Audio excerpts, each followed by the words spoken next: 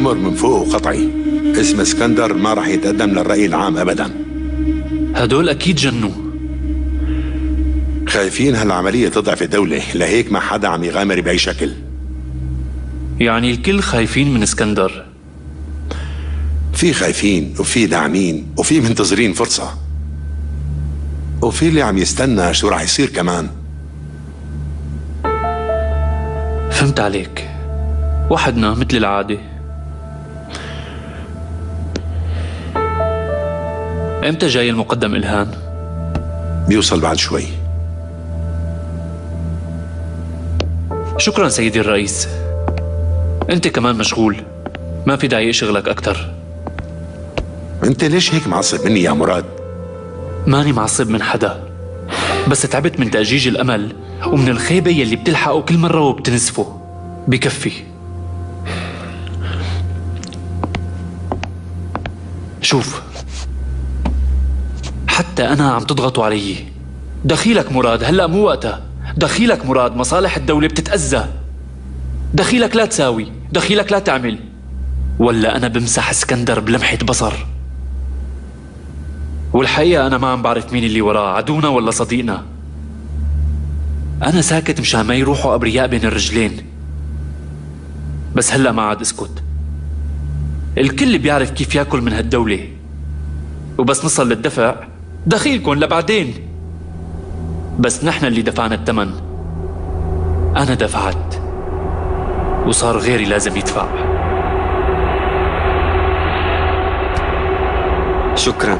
شكرا جزيلا لأنك وثقتي فيني ورجعتيني على الشركة. ورح ندير هالشركة سوا يا يلدز.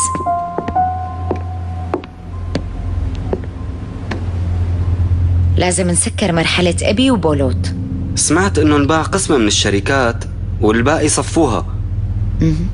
مزبوط، بس أنا ما بتفرق معي. هديك مجالات ما بتلزمني. لا تنسى إنه نحن بأقوى قطاع ومنعرفه كتير مزبوط. إذا بتسمحي لي جبت لك هدية صغيرة. جد؟ ملف اغتيال سعدي باشا. سمعت وزعلت. اللي قتله باسم المنظمة مورو ثعلب المدينة.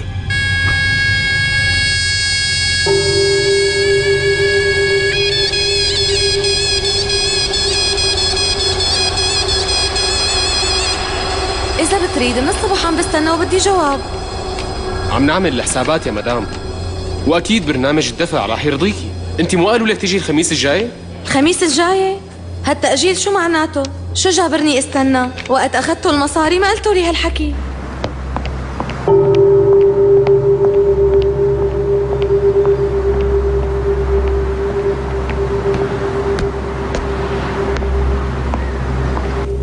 هلأ في أزمة اقتصادية، بس ما حدا قال إنه ما رح تاخذوا مصاريكم. بشو معلم؟ رح تاخذوهم، بس بدنا شوية وقت. رجاءً تقدروا وضعنا بهالمرحلة، رجاءً. أنا ما بيعنيني هالموضوع. ولك تشيتين؟ بحسب ولسه ناقص 280. معلم الله وكيلك ما أخذتهم، ما في 5 قروش بجيبتي، بس بلكي رعد. تضرب شو فساد. آكل شارب نايم مع البرجوازيين ولسه ما تعلمت آداب البرجوازية. لك يا ابني دق الباب، شو حضرتك بلا ذوق؟ قاعد ورا المكتب ومرتاح. افتح تلفزيون يلا. ليش بقى؟ انت افتحه وبتعرف. أفادت التحقيقات بأن مسؤول المنظمة في المدينة المدعو مورو هو الذي خطط لعملية اغتيال سعدي باشا، ومجموعته هي التي قامت بتنفيذ العملية في 8 صباحا. وسنوافيكم فيما بعد بالتفاصيل. لك هدول ما عندهم لا شرف ولا كرامة بنوب. لك تشتو، شفت اللي صاير؟ قسما بالله هالمرة هي الأخيرة.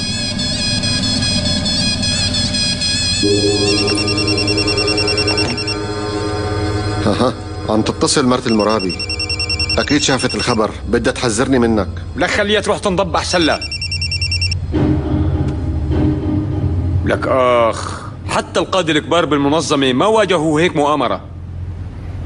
معلم مين اللي عمل هاي المؤامرة برأيك؟ شو بدها سؤال؟ اللي قتلوا الباشا هن اللي عملوها. والله واخيرا صارت. القائد مورو دخل بتاريخ الثورة أخيرا. هلا وقت التاريخ يا أجدب؟ نحن بهلا، لك نحن عم نواجه مؤامرة كبيرة، لازم نعمل تحليل. وانت كمان اخي اقعد لنفهم شو بدنا نساوي. انت شو رح تعمل يعني؟ راح بيقطعوك شافي شافي جوات السجن يا مسكين.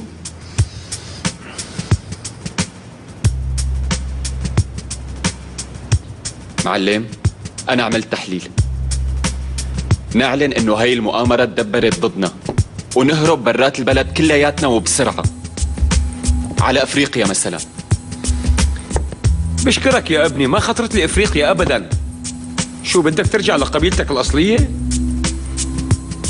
الولد حكيه مزبوط، اوروبا مو سهله. ممكن هلا نعمل تحليل وبلا مزح؟ مين هو ورا المؤامره؟ الف، مسؤول المدينه الجديد. باء، دخول اسكندر للحكومه العميقه. جيم، عالم دار وعصابته. يا معلم أكيد كل هاي الاحتمالات اللي قلتها ممكنة. لك حاج بقى.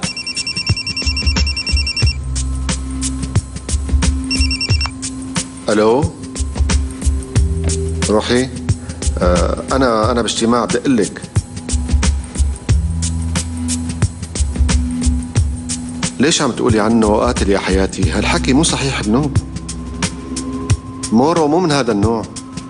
مورو رجل ثوري وواعي وبيعرف مين بده يقتل وامتى وكيف. حط التليفون بلا ما اوصك. ها العمى.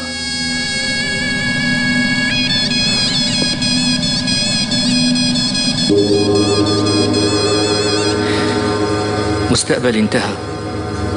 لك انت شو عم تحكي؟ كل مشكلة وإلها حل. كل مستقبلي وكل أحلامي بإيديك. العمى. محمد، أنا فهمانتك منيح بس ما عم بقدر ساعدك. شلون بتقولي هيك يا أسو؟ كيف بترفضي؟ كيف وأنا كنت معك طول هالسنين؟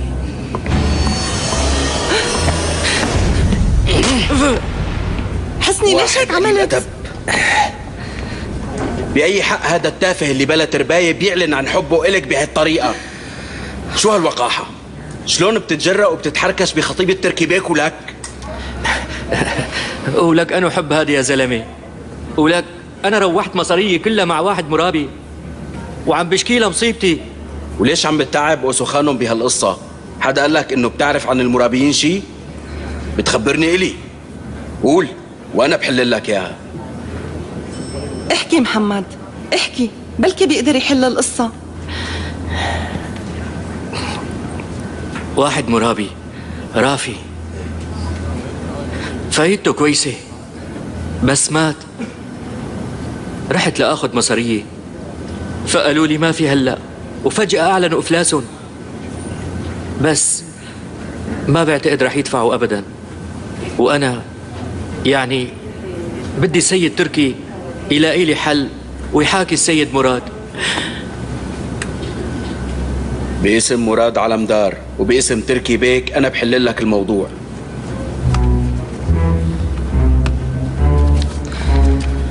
وقع لي هون إذا بتسمح، هيك بتكون وكلتني.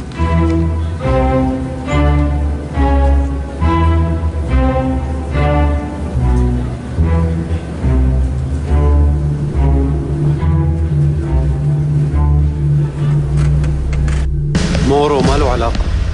اللي عم تقلي ما أنا بعرف مين اللي عملها.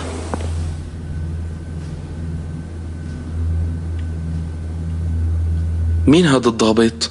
معاون الباشا يلي مات. وكانت مديرية الأمن قد قبضت على مورو ومجموعته من قبل، ولكنهم تمكنوا من الفرار نتيجة حادث تدور حوله الشكوك. وما تزال السلطات تبحث عن المدعو مورو شو رح نعمل؟ جماعتك شو رأيهم؟ بعد هالأخبار صعب يقولوا أي شيء. عفوا لازم رد. تفضل. ألو، تفضل. شفت يا عبد الحي؟ طبعا حولها. مورو طلع القاتل. المنظمة واسكندر بدهم يستفيدوا من مورو إذا كان عايش ولا ميت. بس يا مدام حضرتك بتعرفي الإجراءات أكتر مني. الريبورتاج بينعمل بس بعد ما ناخد إذن المؤسسة. ما بعتقد إطلاقا رح يسمحوا.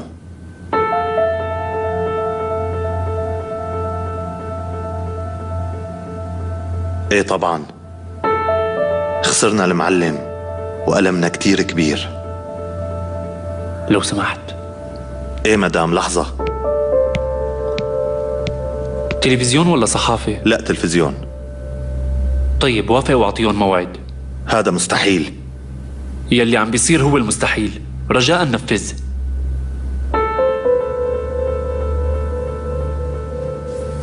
ايه مدام عندي شي اقوله للإعلام ولازم قابلك انت والمصور. وين بدي شوفها؟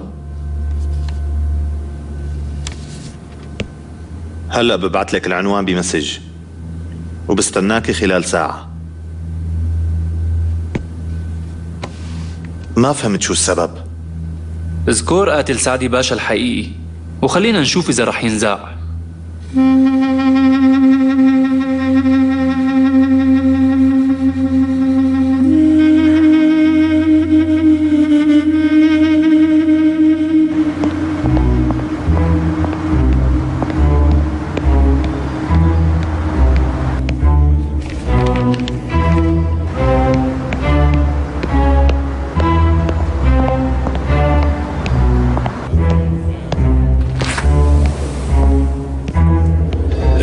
اجا المجنون تبع مراد على المدار.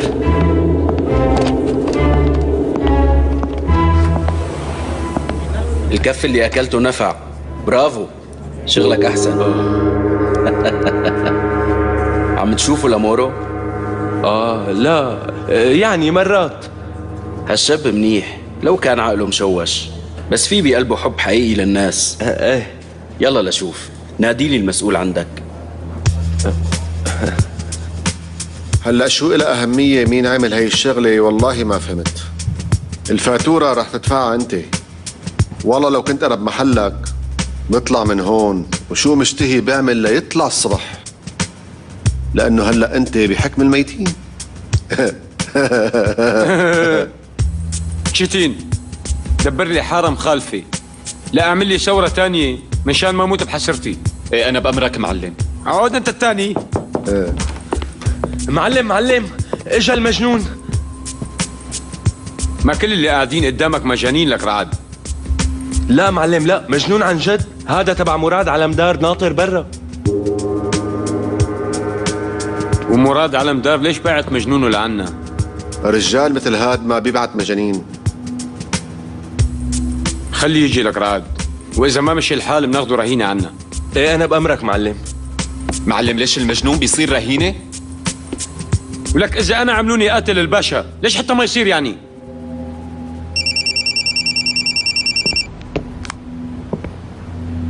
أنا منيح يا عمري، بس عم بدرس القضية مع الشباب. لك الله يلعن أبو السوار اللي مثلك. والله ما بقدر أجي يا روحي. معلم خلينا نبعت الرئيس شامو لعنده، بركي بيقنعها. يقنعها كيف يعني؟ معلم يا معلم شو مشان المجنون؟ لا خلاص حاضر. حط التليفون، وأنت يا بطيخ سكر الباب من جوا. أحكي معك بعدين. العمى شو هاد؟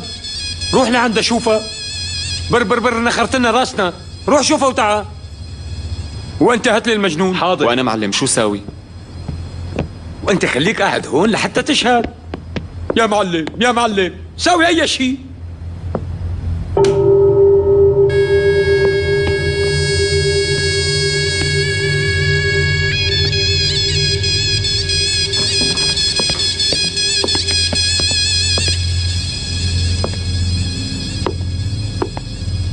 بلا ترباية ولك، ليش عم تكذب؟ ها؟ اخ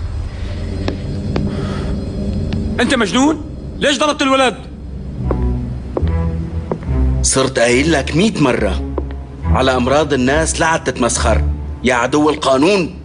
هلا بلا قانون ومانون، ليش جاي لهون؟ جاي اخذ مصاري لا كمان عالم دار له مصاري هون؟ شو دخلك انت؟ يلا ابعت لي المسؤول تبعكم، وانت روح سلم حالك للعدالة. أي عدالة؟ هي عدالة بنت خالتك اللي قد الدلفين عم يحكي عنها. وحضرتك ليش عم تتهرب من الموضوع؟ أنا جاي أقبض ديون الدكاترة اللي بيشتغلوا بمشفى السيد تركي، وهي وكالة موقعة.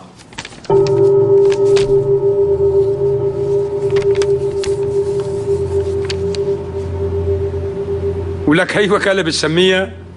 إما بتاخد فيها باكيت زبدة صغير؟ واحد قاتل فار. لا تحكي شيء أكبر منك. بدي أسألك سؤال، وإذا بتجاوبني بعطيك مصاريك. هات لنشوف. الباشا مين قتله؟ بالأخبار قالوا إنه أنت اللي قتلته، بس أنا بعرف إنه أنت ما عندك هالموهبة لتعمل هيك عملية كبيرة. هلا أنت بدك تقيس موهبتي؟ أخس. جاوبني على سؤالي. الباشا مين قتله؟ اسكندر الكبير. وكيف عرفت؟ لازم تحلل العملية منيح.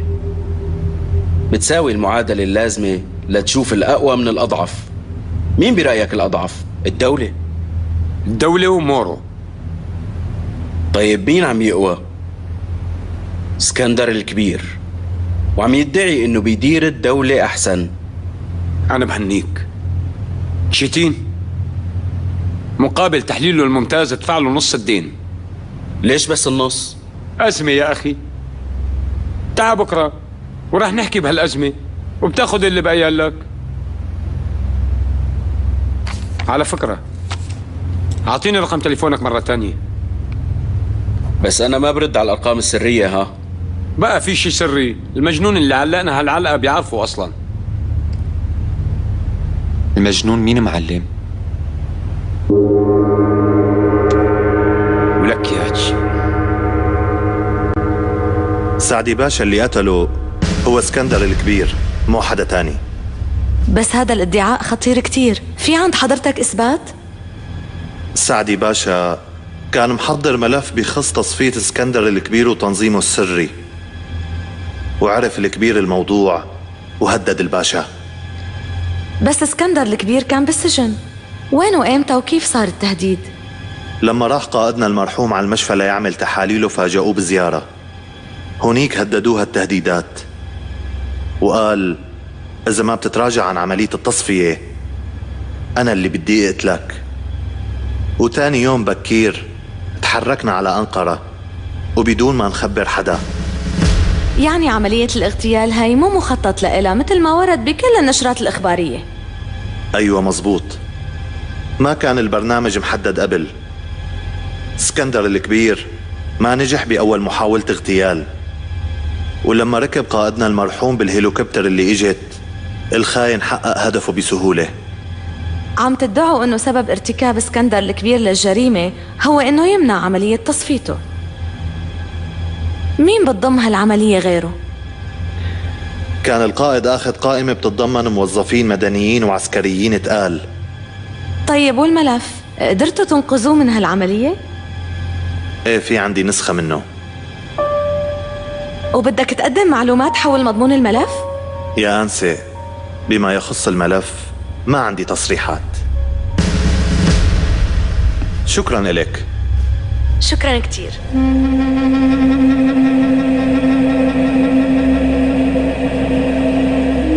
وهلأ شو رح يصير؟ يا بينشروا المقابلة وبيصعدوا الوضع بالبلد، يا اسكندر رح يحاول ياخد الملف من المقدم إلهان.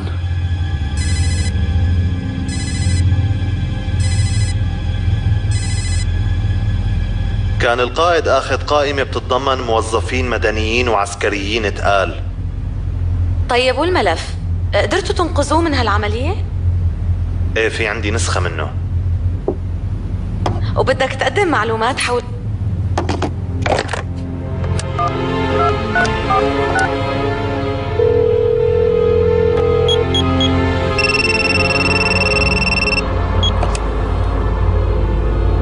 شلونك يا يلدز؟ سمعت إلهان عم يقول إنه الملف معه. بدي أنا أسمع الحكي منه يا يلدز. وشو ساوي بالشريط؟ يا عيوني أنت عندك مكان سري كتير منيح، بتحطه هنيك، ما راح يكون تحت إيدك مادة أحسن من هي تستخدمها ضدي وقت بتعتاز. بلا هالمزح سيدي. بس إذا بتفكر فيها يا يلدز، الله عليم شو بعمل فيك. روح هلأ ساوي شغلك.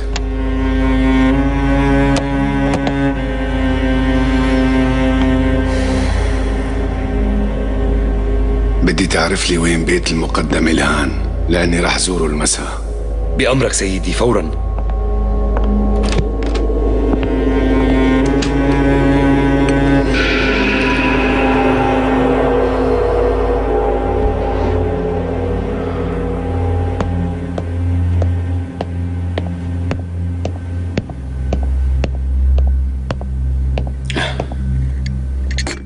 شكراً كتير إلك ست سلطانة.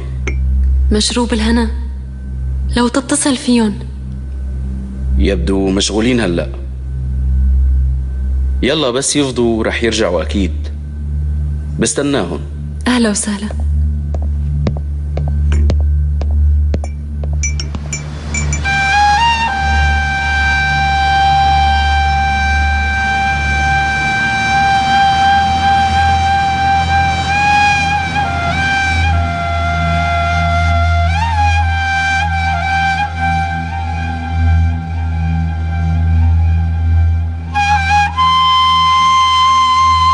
بسم الله الرحمن الرحيم. ارحمنا يا رب العالمين، يا رحمن يا رحيم، اجعلنا من القوم الصابرين وأعنا. اهدنا يا رب لنكون من الحامدين، وأنعم علينا بعنايتك يا ربي، واجعلنا من أصحاب الجنة. إليك نتجه بالتوبة فتقبل منا، أنت ربنا الأعلى، أن ترحمنا يا الله. آمين آمين.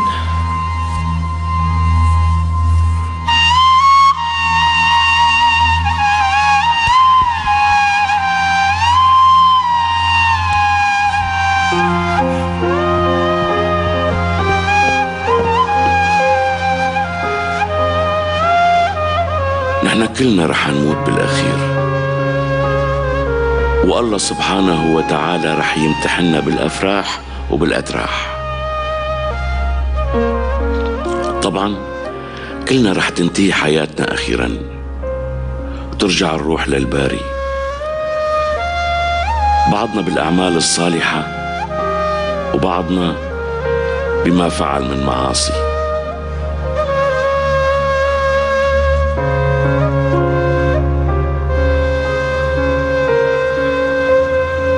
يعني صاحب المعاصي يلي بيقتل وبينهب وبيحرق ما بيتحاسب بالآخرة؟ مو شرط.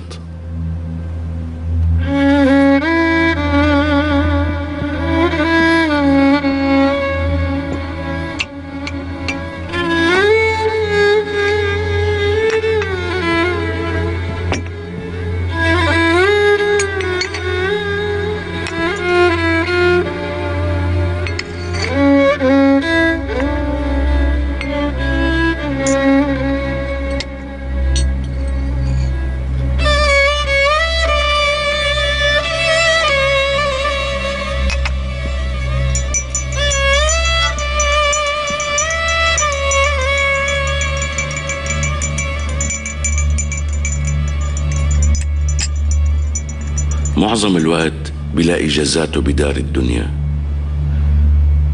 بيقولوا أجدادنا لا تستخف بدعوة المظلوم، تتحقق عاجلا أم آجلا. طبعا الله سبحانه وتعالى يمهل ولا يهمل، وبينصر المظلوم، والمظلوم بينتصر على الظالم وهذا كلام أكيد.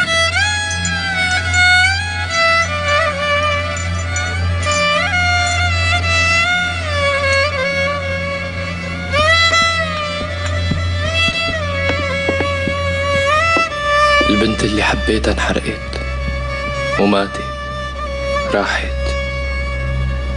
معناها شو بعمل؟ الموت مو هو النهاية، هو بداية حياة الخلود. اللي حبيتها رح تلاقي وجه الكريم يا ابني، والحياة مستمرة إلى وإلك كمان لكل الموجودين.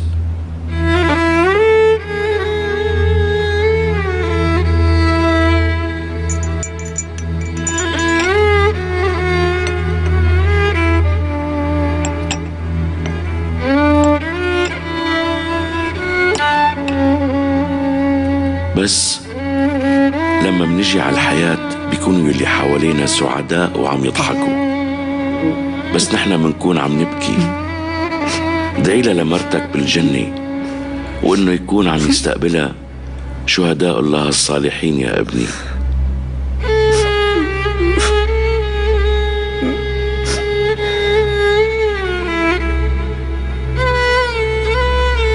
نحن عم نبكي هلأ لأنه بنتنا كونول تركتنا بجسمها مو بروحها.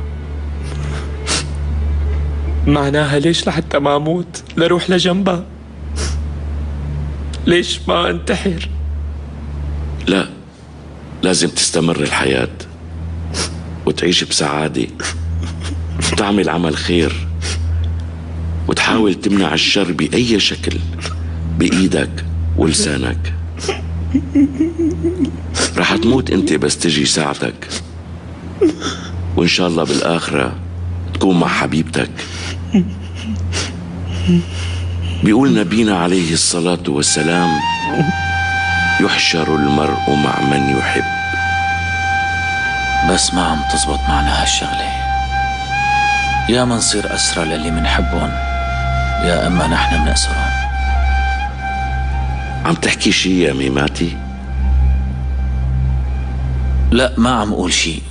ما في شي بابا عمر.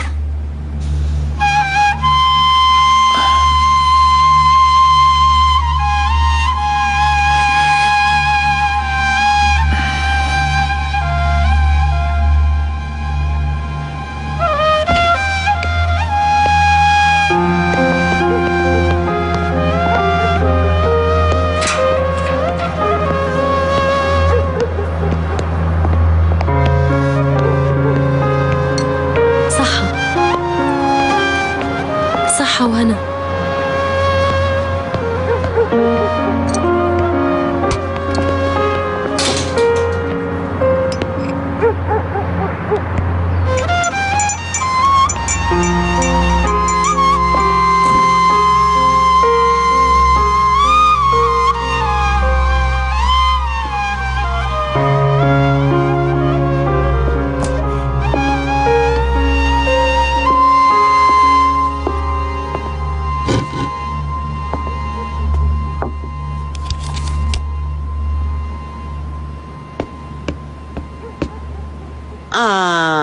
خليني اساوي لك عشاء مثل العادة لك ابني.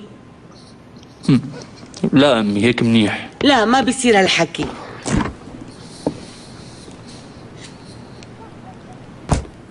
ها، هي أكلة بتحبها كتير.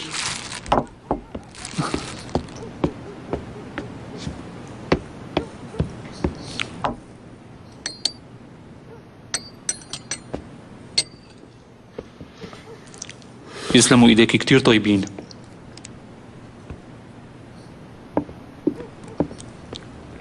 شو كان صار بحالتي لولا طبخاتك؟ بدي يصير لي كني وعلمها هالأكلات يا مراد. إن شاء الله. ايه طبعا إن شاء الله. بس إمتى رح يصير هالشي؟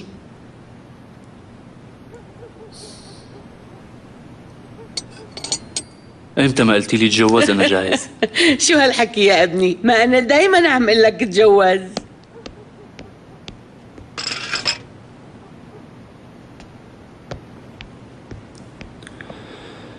امتى بدي اتجوز؟ مو شايفة حياتي؟ إذا بدنا نستنى حياتك لتتصلح هو طيب لا تاكلي همي، كلي هم البنت يلي بدها تصير كنتك. ابني أنا شفقانة عليك، ومشان هيك بدي إياك تأسس بيت. يلي بيقدر يأسس بيت بيأسس أي شيء، وبيقدر ينجح يا ابني. هاي نصيحة أم، اوعى تستهتر فيها. ماشي أمي، مثل ما بدك. يعني بشوف لك بنت حلال.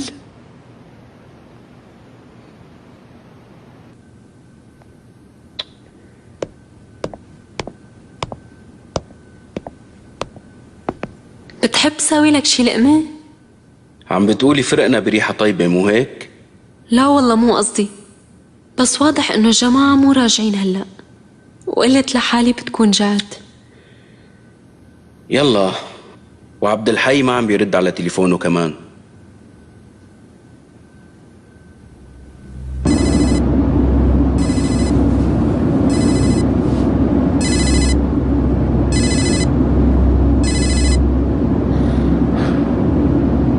مين عم يدق لك من الصبح وما عم ترد؟ هذا حسني. ايه وشو بده؟ ما بعرف، ماني فاضي له هلا. شغلات تركي، ما في حدا عاقل بيشتغل معنا.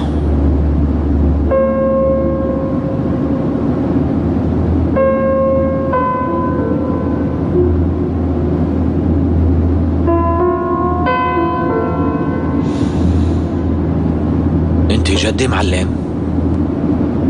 جدي بشو؟ الوالدة كانت عم تحكي بشغلة، زواج ما زواج.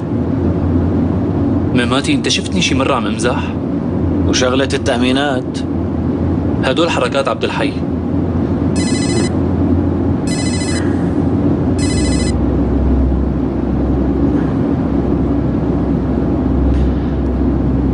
يعني عم تفكر معلم؟ الحقيقة أمي اللي عم تفكر. وما قلت لها ما بصير؟ وليش لا قلها؟ كيف بدك تتجوز؟ الجو مكهرب والقيامة قايمة. شو رأيك تقلها لأمي القيامة قايمة، منقتل اسكندر وبعدين منجوز مراد؟ إذا مو قدران أنت تقلها أنا بدي قلها. بس بالأول خليني أعرف أنت بدك تتجوز؟ قول شي عبد الحي. الله يقدم اللي فيه الخير. ايه كأني أنا عم بطلب الشر. شبك ميماتي، انت ليش معلق على موضوع الزواج لهالدرجة؟ الحق علي اللي عم بحكي.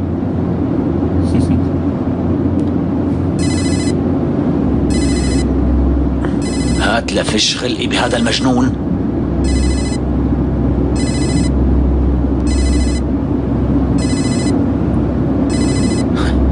سلطانة ليش عم تدق لك بهيك ساعة؟ مين؟ قلت سلطانة؟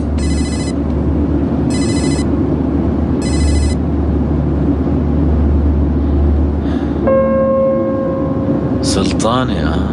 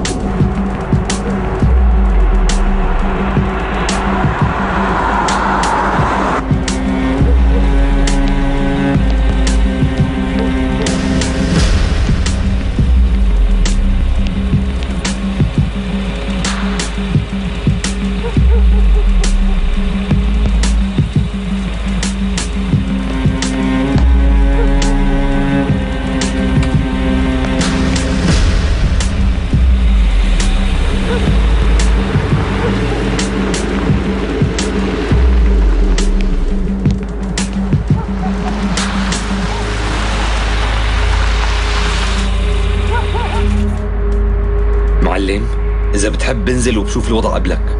ماشي، روح شوف قبلي. إذا لقيت الوضع مناسب خلينا ننزل نشرب فنجان قهوة مع المقدم إلهان.